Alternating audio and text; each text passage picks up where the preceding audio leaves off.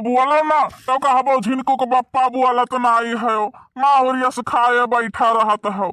और जब बोले लागो तो कहबो झिनको के बप्पा बहुत ढेर बोले जात बाटे, कौनो में छुट्टी नहीं बाटे। पूरा न मानो झिनको कम्मा, जब तू बोलत नहीं हो तो बहुत नीक लागत ही।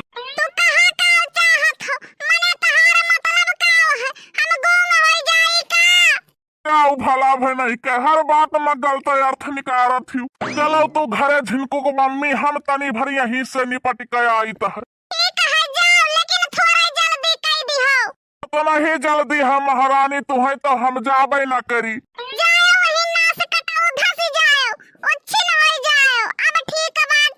यह दे बोलिन कि मरा मुर्दा उठ के भाग लिए।